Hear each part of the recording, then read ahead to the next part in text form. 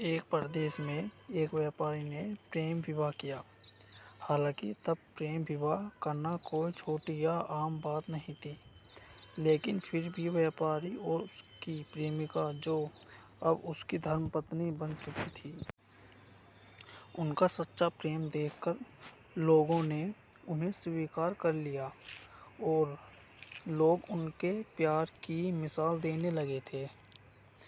वे दोनों भी अपने प्यार से भरी नए संसार में काफ़ी खुश थे।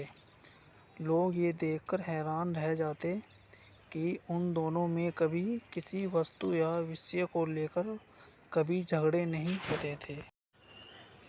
व्यापारी और उसकी पत्नी ने अपनी प्यार की रोशनी सदा रोशन रहे, इसलिए एक नियम बनाया था। उन दिनों लोग रात को छतों पर मशाल जलाया करते थे ताकि घर आंगन में उजाला रहे, और सोने के समय उन्हें बुझा देते। प्रेमी जोड़े ने तय किया था कि वे जब तक साथ रहेंगे तब तक उनके घर की मशाल जलती रहेगी। अब रात होते ही पूरे प्रदेश में अंधेरा हो जाता, लेकिन एकमात्र इस व्यापारी का घर रोशनी से जगमगाता। इस प्रदेश का राजा एक बड़े से महल में रहता था।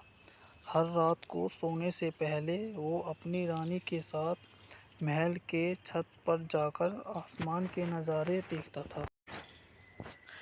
एक बार जब राजा अपनी रानी के साथ छत पर चांद सितारे देख रहा था, तब दोनों की नज़र व्यापारी के जगमगाते घर पर पड़ी। राजा और रानी दोनों ही उसके बारे में चर्चा करने लगे। राजा ने कहा, इस प्रेमी जोड़े में पति समझदार है, इसलिए उनका साथ अच्छे से चल रहा है। रानी राजा से सहमत नहीं थी। रानी का कहना था, जरूर पत्नी ही ज़्यादा समझदार होगी और वह पति के और उसके घरवालों के गलतियों को नज़रअंदाज कर देती होगी, जिसके बिना उनके परिवार का इतने अच्छे से चलना संभव नहीं है। राजा रानी की चर्चा बहस में और फिर बाद में झगड़े में बदल गई।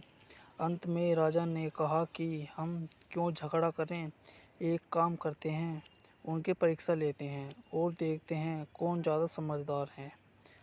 रानी को भी यह सुझाव पसंद आया। राजा ने उनकी परीक्षा लेने के लिए एक योजना रानी को बताई। व्यापारी के घर एक स्त्री को भेजा। वह स्त्री व्यापारी के पास आई और उससे बोली, मैं तुम्हारे लिए रानी का एक संदेश लेकर आई हूँ। वो स्त्री संकोच करते हुए व्यापारी से बोली कि रानी को तुम बहुत पसंद आ गए हो। अगर तुम अपनी पत्नी को छोड़ दो या उसकी हत्या कर दो, रानी तुमसे शादी करने के लिए तैयार है। महिला की बात सुनकर व्यापारी को गुस्सा आ गया, लेकिन उसने अपने गुस्से पर काबू रखते हुए उस महिला से कहा कि ऐसी 1000 रानियां भी आ जाएगी, तब भी मैं अपनी पत्नी को धोखा नहीं देने वाला।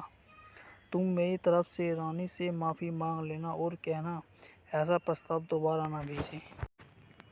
उस स्त्री ने व्यापारी ने जो कहा था वह बात राजा और रानी को जाकर बता दी। व्यापारी का ऐसा जवाब सुनकर राजा खुश हो गया, क्योंकि राजा जैसा सोचता था व्यापारी उतना ही समझदार निकला। अब व्यापारी की पत्नी की परीक्षा की बारी थी। राजा ने एक आदमी को उसके पास भेजा। आदमी ने व्यापारी की पत्नी से कहा, राजा को तुम पसंद आ गई हो। राजा ने कहा, अगर तुम अपने पति को मार देती हो तो वो तुम्हें उनकी रानी बना लेंगे।